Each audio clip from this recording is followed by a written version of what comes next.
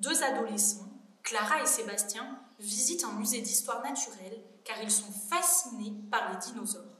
Captivés par l'exposition sur l'ère préhistorique, ils traînent et oublient l'heure de la fermeture. Ils restent enfermés dans le musée, parmi tous ces vestiges du passé. Ils parcourent les couloirs à la recherche d'une sortie ou d'un gardien.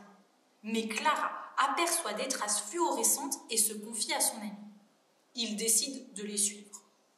Tout à coup, la jeune fille glisse et trébuche sur un os de dinosaure. À cet instant, un passage secret s'ouvre dans le mur. Ils avancent dans le tunnel avec prudence et arrivent dans un laboratoire. Ils y découvrent un poussin emprisonné dans une cage sous un jet de lumière et autant d'os de dinosaures que d'animaux étranges. Comme un chien avec une tête de chat et des dizaines d'éprouvettes contenant de drôles de substances. Mais à quoi peut bien servir cet endroit? Le laboratoire se met à vibrer.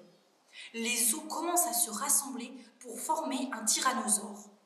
Celui-ci se met à courser les deux enfants à travers l'immense pièce. Sébastien décide de se cacher dans une énorme malle. « Tu es caché où ?» crie Clara. « Mais à côté de toi, je te touche en ce moment !» s'écrie le garçon. « De quoi tu me parles? Je ne suis pas à côté de toi, je suis sous le bureau !» Sébastien trouve une lampe de poche au fond de la malle et l'allume. À ses côtés, il distingue une espèce de gros animal préhistorique ressemblant à un ragondin. Il sort précipitamment de la malle. Le tyrannosaure a disparu comme par magie. Il est vite rejoint par Clara, qui sort de sa cachette. Les deux adolescents poursuivent l'exploration de la pièce.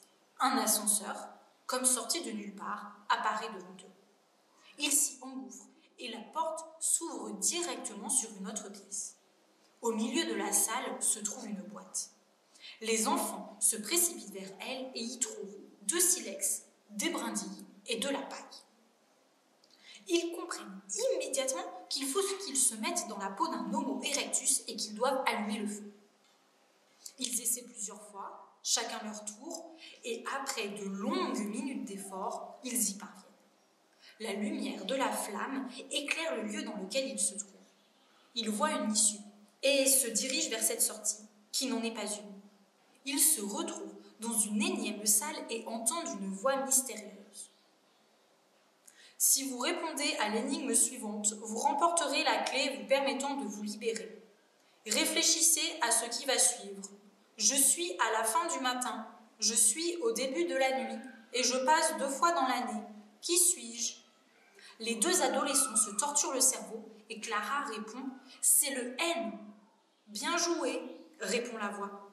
Sébastien reçoit une clé sur la tête. D'où sort-elle? Ils n'en ont pas la moindre idée.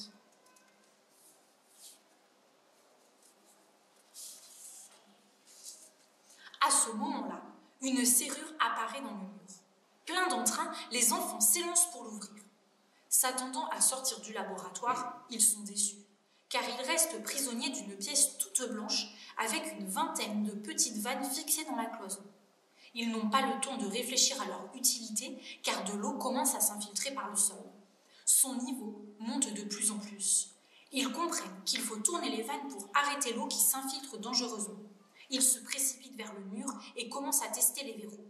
Au bout de quelques essais, les adolescents parviennent à trouver la bonne vanne et l'inondation stoppe net. Le niveau d'eau commence même à diminuer. Par contre, ils ne savent toujours pas comment s'échapper de cet endroit. Sébastien et Clara observent cette chambre toute blanche et aperçoivent dans un des 4 coins un petit bout